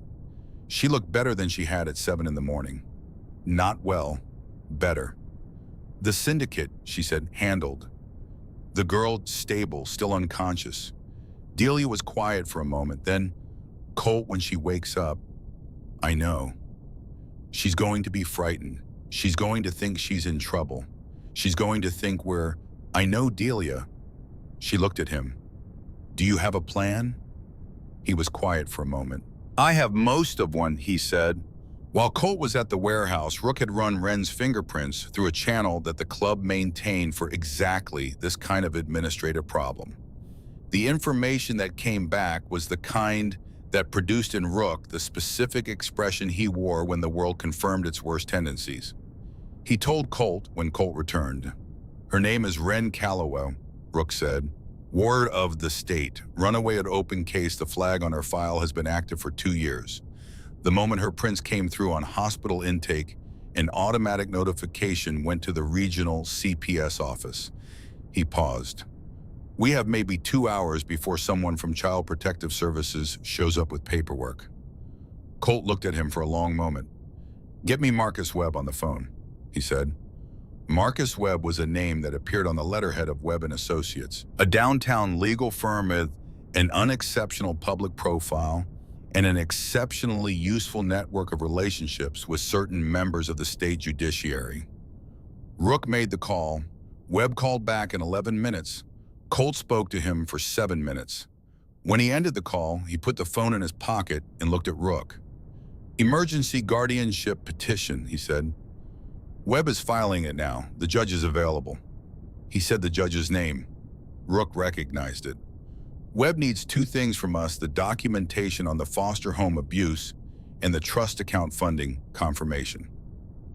"The abuse documentation," Rook said carefully. "We don't have that yet." "We have 6 hours, Colt said. "I want every investigator we have access to pulling the records on every foster home placement in her file. Medical records, incident reports, neighbor complaints, caseworker notes, everything. If the abuse happened and was documented anywhere in the system, I want it found, and I want it in Webb's hands by 6 this evening. And if it wasn't documented," Colt looked at him steadily. "It was documented. They always document something. They just don't always act on it." He was right. In a Dearborn address that appeared on page 23 of Wren Calloway's case file, a neighbor complaint had been logged 18 months earlier and forwarded to the regional CPS office. It had been assigned a follow-up date. The follow-up had not occurred. The investigator that Colt's network located the complaint through found it in 40 minutes. It was attached to a case number and a caseworker's initials. The initials were GS. By 4 in the afternoon, Marcus Webb had filed the emergency guardianship petition. The judge reviewed it at 4:30. The petition cited documented abuse in the child's placement history, the state's failure to act on that documentation, and the material capacity of the petitioning party to provide safe housing, education, and financial security. Attached to the petition was the documentation of a trust account in Wren Calloway's name established that afternoon. The contributions to the trust account had begun arriving in Webb's escrow within an hour of the word going out across the frequency. Online transfers from chapter accounts, wire transfers from individual members, 3 cashier's checks hand-delivered by prospects who had driven through the day's traffic to get them to the office on time. By 4 o'clock, the account held $519,000. The judge signed the order at 5:15. Webb had the signed order couriered to the hospital by 6. Colt held it in his hands and read it twice. He put it in the inner pocket of his cut next to the canvas parka, which he had folded and kept there since the morning. Then he sat in the plastic chair in the waiting room, and he waited for Wren to wake up. She came back the way you come back from very deep cold, slowly at first, and then all at once. The monitor shifted at 6:42. The pattern of her brain activity changed in the way that preceded consciousness, the specific increase in regularity that meant the systems were coming back online. The duty nurse in the trauma suite pressed the call button, and in 2 minutes the night shift physician was in the room. Wren's eyes opened at 6:51. They moved immediately the way they had been moving for 2 years every time she opened them. Rapid scanning, threat assessment, ceiling, walls, equipment, door, the man in the chair. She moved. Backward against the headboard, the monitor spiking with a sudden increase in her heart rate, the IV line pulling taut. "I didn't hurt her. The words came out before anything else, fast and urgent. Her voice was raw from the tubes that had been in her airway during the ECMO procedure, scratchy and smaller than she intended it to sound. I swear I didn't. I found her. I just wanted to keep her warm. I didn't do anything to her. I just... Wren, one word, not loud, steady in the specific way of someone who has decided that this moment requires the quietest version of himself. She stopped. She looked at him. He let her look. He sat in the chair with his forearms on his knees, and he met her eyes and he let her take as long as she needed. "You're Delia's husband," she said. Not a question, an identification. "I am. Is she okay?" "She's going to be fine," Colt said. "Concussion, 3 ribs, some frostbite. She'll be okay." Wren let out a breath. Some of the tension in her shoulders dropped slightly. "Because of you," he said. She looked away toward the window. Her hands were visible on the blanket, the bandaging on the fingertips where the frostbite had been worst. Her face had the careful blankness of someone managing their reaction to information they don't yet know how to hold. "I didn't do it for," she started. "I know why you did it," Colt said. She looked back at him. "You did it because you couldn't walk past," he said. "Because you tried that before and it didn't sit right with you afterward. Because in you there's something that won't let what's wrong stay wrong just because fixing it costs you something." He leaned forward slightly, his forearms on his knees, his voice level and unhurried. "That's not a small thing, Wren. I've known grown men who would tell you they would do what you did, mean it when they said it, and still not be able to do it when the moment actually came." She was quiet. Outside the room, through the window of the door, the corridor was visible. A number of men in leather cuts were standing in it. She had seen them when they brought her in, had felt the noise of them from the parking lot before she lost consciousness, had registered their presence in the confused way you register things when your brain is running at reduced capacity. 4,000 people, she said. Her voice was careful around the number. "Someone told me when they were bringing me in, 4,000. From 9 states, Colt said. Some loaded their bikes on flatbeds to get past the road closures." She looked at him with the specific expression of someone trying to find a place to put information that their prior experience has not prepared them for. "For me," she said. "For you." She sat with this. The door opened. Rook pushed Delia's wheelchair into the room. Delia looked the way she had looked in the hospital bed that morning, but different now, less the product of what had happened to her and more herself, the particular alertness of a woman who has decided that the circumstances she is currently in are not going to determine the character of her presence in them. She came alongside the bed and she reached out her bandaged hand and she took Wren's with the careful specificity of someone who knows exactly what they're holding and how much it has been through. Wren looked at her. Something moved through Wren's face that she did not attempt to manage or conceal. Not crying yet, the thing that preceded it, the loosening of something held very tightly for a very long time. "You came back," Wren said. "You made sure I could," Delia said. They looked at each other in the specific way of two people who have been through something together in the dark and do not need to translate it for each other in the light. After a moment, Wren looked at Colt. "What happens now?" she asked. He reached into the inner pocket of his cut. He brought out the guardianship order first. He set it on the bed beside her without explanation. She picked it up and read it. He watched her read it. He watched her find the judge's signature and read it twice. He watched her find the trust account figure and go very still. She set it down. She looked at him. "The state no longer has custody," Colt said.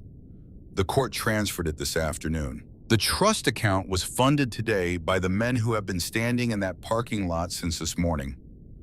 A pause. "We have a spare room. It's yours permanently if you want it. Delia and I would like you to be part of our family." Wren was quiet for a long time. "You don't know me," she said. "We know the part that matters," Delia said. "The rest we'd like to learn if you'll let us." Wren looked at the window. Outside, the December night had arrived, the sky above the city, the deep, clear, star-filled black of a post-storm winter night. "I want to go to school," she said.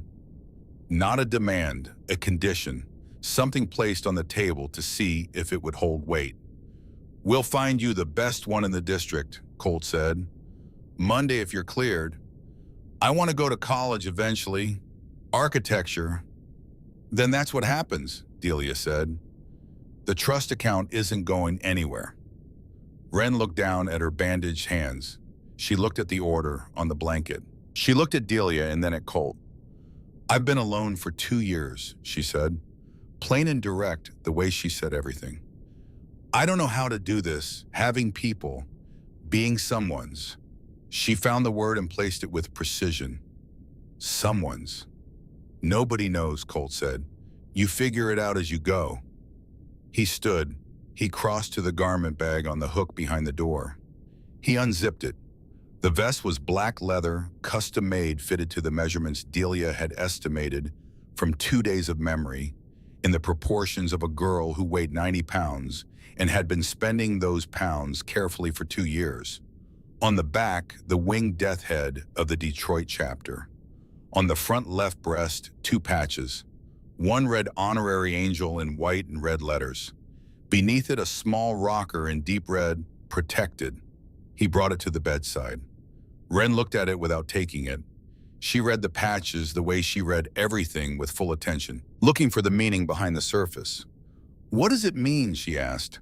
"It means every person in that parking lot and every person connected to them in 9 states knows your name and knows what you did," Colt said. "It means this city knows who you are.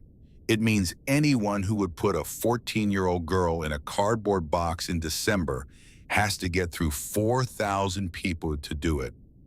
He paused. "It means no one will ever let you freeze again." She reached out and took the vest. The door opened before anything else could be said. The man from Child Protective Services came in with 2 officers. He was mid-40s, a face that had spent a career in institutional neutrality, a suit that was slightly too wide. He introduced himself as Sellers. His voice had the rehearsed authority of someone who has given bad news in medical settings before and has developed a delivery for it. He got approximately 2 sentences into what he had come to say before Colt stood up from the chair. He did not need to say anything. The standing was sufficient to produce a specific quality of attention in the room. Then he reached into the inner pocket of his cut and he removed the guardianship order and he held it out to Sellers. Sellers took it. He opened it. He read. He read the first page twice. He turned to the financial disclosure. He turned to the abuse documentation. He stopped at page 23. He read slowly. His expression, which had been carrying the managed neutrality of institutional procedure, changed in the specific and involuntary way that faces change when they encounter something they already know and can no longer maintain distance from. On page 23 was the neighbor complaint from the Dearborn address. Attached to it was a logged receipt, the assigned follow-up date, the caseworker's initials. G.S. Sellers stood in the room for a moment. He looked at the document. He looked at Wren in the hospital bed, her bandaged hands, the vest in her lap, the specific quality of watchfulness in her face that communicated 2 years of learning not to trust the next thing that was offered. He looked at the window. He looked at the parking lot. He closed the folder. He looked at Colt. "The guardianship order meets the emergency threshold," he said. His voice was careful and even. "Make sure it's on file with patient administration before discharge." He turned to the officers and said something brief and quiet. Then he turned back. He looked at Wren directly, not at Colt, at Wren. "I'm sorry," he said. It was 2 words and they carried the specific weight of 2 words that have been available for 18 months and are arriving late. Wren looked at him for a moment. She did not say anything. She did not need to. Sellers walked to the elevator. The corridor was still. Rook exhaled somewhere behind Colt. Wren looked down at the vest in her hands. She held it for a moment in the specific way of someone who is trying to understand what they are holding. Then she looked up at Colt. "Okay," she said, a single word that contained everything it needed to contain. Wren was discharged at 8 the following morning. not because the medical staff recommended it. They would have preferred 48 more hours of observation following the cardiac event and the ECMO procedure. But the physician on duty was a woman who had been working at Detroit Receiving for 16 years and had developed a precise ability to identify when the best clinical decision and the best human decision were not the same decision, and when to defer to the latter. She had seen the parking lot. She had heard the 4,000 engines. She had watched through the window of Wren's room the way the girl had held that leather vest through the night, not wearing it, just holding it, as though testing the reality of it against the 2 years that had preceded it.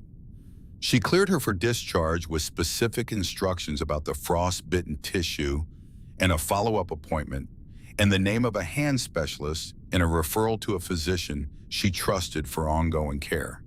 Wren dressed in the clothes that had been brought for her: new jeans, a flannel shirt, wool socks, boots that fit items that Delia had arranged for through a call the previous evening. She sat on the edge of the bed and tied the laces of the boots with her bandaged hands, taking longer than it should have taken doing it anyway. She picked up the vest. She put it on. It settled across her shoulders with a weight that was exactly the right kind of weight, substantial, present the weight of something that meant what it said. She looked at her hands for a moment. She looked at the room. She looked at the window where the parking lot was visible, still full, still waiting. The first light of a December morning beginning to come over the city. She walked out of the room. The corridor was lined with men, not blocking her path, flanking it, a passage created by their presence rather than a barrier. She walked through it, and they watched her go without speaking, in the specific, respectful silence of people who understand that some things do not need to be narrated. Rook was at the elevator. He pressed the button and held the door. Colt and Delia were in the lobby. Delia was in a wheelchair for the movement, but had declined the suggestion that she remain at the hospital for additional recovery time, with the specific firmness of a woman who has decided that the situation calls for her presence and is not available for argument on the subject. Colt was standing. He had the canvas parka over his left arm. Wren came across the lobby and stopped in front of them. "Ready," Colt said. She looked at the sliding glass doors. Beyond them, the parking lot. The first gray light of morning on the snow. The shapes of 4,000 machines and the people who had ridden them here from 9 states to find a girl in an underground station. She looked at the parka over Colt's arm. "You kept it," she said. "I kept it," he said. She looked at it for a moment. "Can I have it back?" He held it out. She took it. She folded it carefully and held it in her bandaged hands, and she looked at it the way you look at something that you understand has a specific place in the history of who you are. Then she tucked it under her arm, and she pushed through the glass doors. The cold hit her immediately. The particular sharp, clean cold of a December morning after a storm has passed and the sky has cleared and the air has been stripped of everything uncertain, leaving only the hard, clear fact of winter in a northern city. No wind, stars still faintly visible at the edge of the lightning sky, cold and precise. She walked to the edge of the hospital steps and she stopped. The parking lot was full. The avenue was full. The adjacent streets were full. Everywhere she could see, there were machines and people, the breath of 4,000 people, rising in individual clouds and combining into a collective vapor above the lot, lit from below by the amber security lights. They were looking at her. She stood on the steps in her new boots and her borrowed flannel and her honorary angel cut, and she looked back at them. No one moved. No one spoke. Then the front row raised their fists, not a cheer, not a celebration, a salute offered in silence with the specific gravity of people who understood what they were acknowledging. The wave moved outward, row by row, section by section, 4,000 fists rising from the front of the lot to the farthest edges of the street, a slow motion of acknowledgement that took perhaps 15 seconds to complete and covered every person in the lot. Wren stood in the middle of it. She had run from these people. She had run from the sound of them and the sight of them and the calculation that they represented danger. because everything in her 2 years on these streets had built that calculation and taught her to trust it. She had run until her body gave out and the cold took her, and they had come down into the dark to find her anyway. She raised her right hand, the bandaged one, raised it slowly, the damaged joints protesting the movement, raised it to the height of her shoulder and held it there. 4,000 fists were still in the air. Colt, standing at the top of the steps behind her, nodded once. 4,000 engines started. The sound of it was everything she had been running from and nothing like it. The same frequency, the same physical presence, the same mechanical roar that had sent her deeper into the city and into the cold and into the underground dark where they had found her. Exactly the same sound. Completely different meaning. She stood in it and she let it move through her, and she did not run. The SUV pulled to the curb, Rook in the driver's seat, Delia already in the back, having been helped in while Wren was on the steps. Colt opened the rear door. Wren looked at the parking lot one more time. Then she got in. The heat inside was immediate. The kind of total enveloping heat that a body that has been cold for a very long time receives not as comfort, but as information. The information that cold is not the permanent condition, that warmth exists and can be returned to, that the body's memory of warmth is not a lie, and it tells itself but a record of something real. Delia's hand found hers in the dark of the back seat, careful around the bandaging, firm enough to mean something. Rook put the SUV in drive. The 4,000 opened a corridor in front of them, the columns moving and parting, leading the vehicle out of the lot and onto the avenue. The organized flow of it built around the single vehicle at its center, the way a river builds around the thing it carries. Wren watched the city through the window. She knew these streets. She knew them in the specific, granular way of someone who has navigated them for survival at every hour of every day across 2 years and 3 winters. She knew which corners were warm in morning and cold in afternoon. She knew which buildings leaked heat through their basement walls.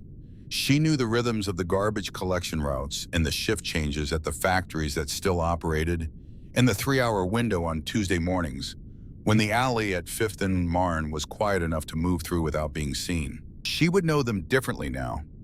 Not better necessarily, just from a different position, the way you know a city differently when you live in it than when you move through it. The information would be the same city. The relationship to it would change in ways she could not yet fully predict because she had not lived them yet. She thought about the architecture book, the water-damaged hardcover in the canvas bag she had left somewhere in the city. She knew approximately where. She would go back for it. It was important to her in a way that she understood had not diminished because her circumstances had changed. The buildings in those photographs were still the buildings she wanted to build. The understanding of shelter as a fundamental human requirement, not a luxury, was still the thing that had sustained her through 3 winters and 2 years of making herself invisible, and 1 night of choosing to be visible for someone who needed her. Maybe that was where the architect's impulse had come from all along. Not from the photographs, from the understanding of what it costs when the shelter isn't there. Delia squeezed her hand. Wren looked at her. "We have a corner room," Delia said. "2nd floor, 2 windows. We haven't done anything with it because we thought you might want to say in what it becomes." Wren thought about this. "It'll need good windows for the light," she said. "We'll make sure of it." The convoy thinned as they moved further from the hospital, the 4,000 dispersing back into the arteries of the city in 1s and 2s, and small groups returning to the states and chapters they had come from, carrying the story back to the places it would travel. Some of them would be home by midnight.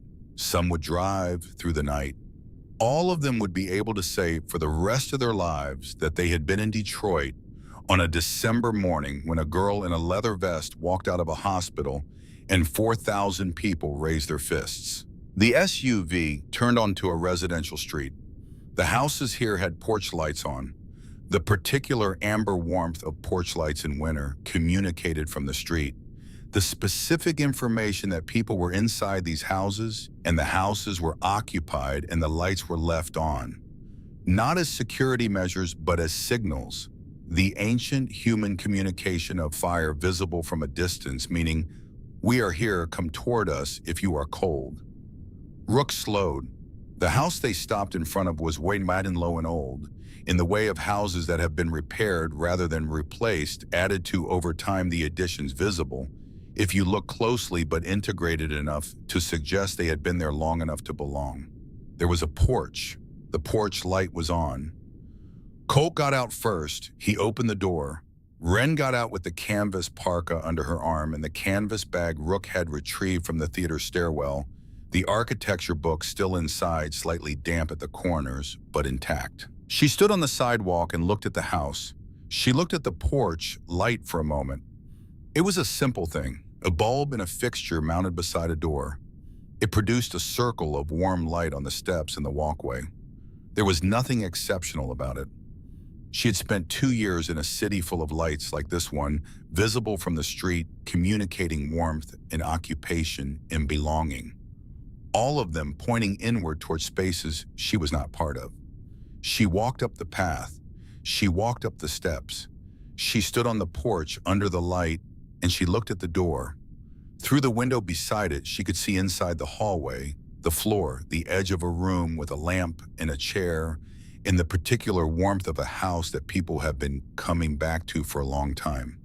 The kind of warmth that was not a temperature, but an accumulation. The visible evidence of people choosing to return again and again to this specific place. She had wanted to build places like this. She had described them in the dark to Delia because describing them had kept her moving when everything else in her body had stopped cooperating. She had built them in her mind again and again, the warm buildings with the good windows. She had not imagined standing on their porch. She reached out and she opened the door. The warmth came through it immediately, enveloping in total. The smell of it, old wood and something cooking, and the specific accumulated scent of a house where people have lived and returned and lived again, was not something her prior experience had given her a reference for. Or perhaps it was something from before the things that had made reference points dangerous, and something she had known before the knowing became something to protect herself from. She stepped inside. Behind her, Colt and Delia came up the porch steps. The door stayed open for a moment. Then it closed. The cold stayed outside where it belonged. Wren stood in the hallway and looked at the house around her. The lamp in the room to her left. The stairs going up to the second floor. The architecture of ordinary warmth, ordinary shelter, ordinary belonging. The things she had been reading about in a water-damaged book for 18 months and had understood theoretically and was now understanding in the way you understand things when you are inside them, rather than outside looking at photographs. She put the canvas parka on the hook beside the door. She kept the vest on. She looked at Colt and Delia, who were in the hallway with her, not crowding, not requiring anything, simply present, in the particular way of people who have decided that being present is enough and are not supplementing it with words it doesn't need. "The corner room," she said. "Can I see it?" "It's yours to see whenever you want," Delia said. Wren looked at the stairs. She went up. The corner room was at the end of the hall, the door slightly open. She pushed it and stood in the doorway. 2 windows, as Delia had said, one facing east, one facing north. In the morning, the east window would fill with the first light. In the afternoon, the north would provide the flat, even, clear light that was best for looking at things carefully, for drafting, for drawing, for the specific kind of attention that architectural work required. The room was empty. Walls painted the neutral off-white of a room that has been prepared for someone to make decisions about. A wood floor, a closet, 2 good windows. She walked in. She stood in the center of the room and she looked at the windows. Outside, the December night was fully present. The city was visible from here, the industrial silhouette of it, the lights of the downtown buildings, the dark of the river beyond them. The sky was a deep, clear, star-filled black of a post-storm winter night. The kind of sky that appeared only when the atmosphere had been stripped of everything soft, and what remained was the hard, clear fact of winter and the stars that winter revealed. She had slept under that sky. She had navigated by it on the nights when the cloud cover broke and the stars were visible, and she could orient herself in the city by the position of Orion above the river. She looked at it from inside now. She thought about the architecture book in the canvas bag downstairs. She thought about the photographs of the buildings with the big windows, the buildings designed so that the light came in and the cold stayed out. She thought about what it meant to design something that held warmth, not just the physics of insulation and thermal mass and the engineering of sealed envelopes, but the human meaning of it. The statement that a well-designed building made about the people inside it, that they mattered, that their warmth was worth protecting, that the effort of keeping the cold out was an effort worth making. She had understood this abstractly for 18 months. She was beginning to understand it in the different, more complete way that you understand things that have happened to you rather than things you have read about. She heard footsteps on the stairs. Not Colt. She had already learned the particular cadence of his stride, heavy and deliberate, the footstep of someone who moves through the world with the assumption that the world will accommodate him. These were lighter. Delia navigating the stairs with her wrapped ribs and her braced arms, slower than her usual pace, but not stopping. She appeared in the doorway. She looked at Wren standing in the center of the empty room, looking at the windows. "Good light?" Delia asked. "Good light," Wren said. Delia leaned against the door frame and looked at the room with her. "When you're ready," Delia said, "we can talk about what you want in here, what you need. There's no rush." Wren looked at the east window. "A drafting table," she said, "under that window. We'll find one. And bookshelves, a lot of them." She paused. "I have one book right now. I want to have more." "That's a reasonable goal," Delia said. Wren was quiet for a moment. "I talked to you all night," she said. "Not an accusation, an observation placed carefully in the room. You probably don't remember most of it." "I remember some," Delia said. "The buildings, the warm buildings with the big windows." "I was trying to keep myself awake," Wren said. "Talking was the only thing that was working." "I know." A pause. "I heard you. Even when I couldn't respond, I heard you. Your voice was the thing that kept telling me there was someone there, that I wasn't alone." Delia looked at her directly. "You should know that, what your voice meant in that alley, that it wasn't nothing." Wren looked at the east window. The first suggestion of dawn light was beginning at its edge. Not the sunrise itself that was an hour away, but the preliminary shift in the darkness, the first evidence that the sky on the other side of the world was turning and would, in the natural course of things, turn this one too. She had watched this moment from alleys and doorways and the spaces under stairs. She had watched it from a cold she had been fighting and a darkness she had been navigating alone. She watched it now from inside, from a room with 2 windows that would fill with morning light in an hour, from a house where the heat was running and the lights were on and the door was closed against the cold. She thought about Gregory.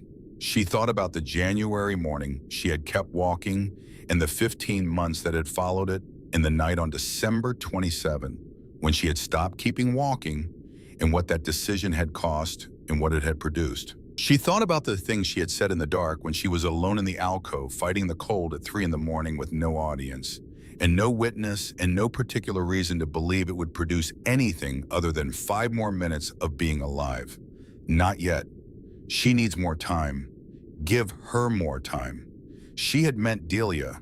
She had been talking about keeping Delia alive for 5 more minutes.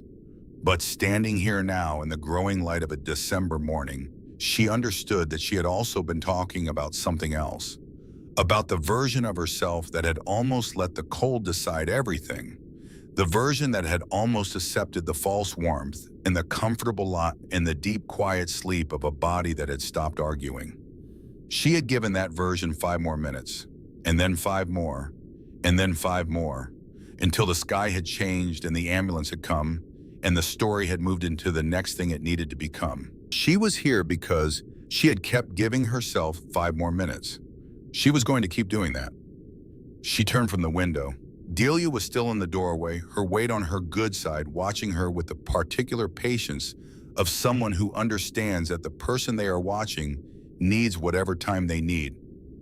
"Thank you," Wren said. It was not a large statement. She was not a person who made large statements.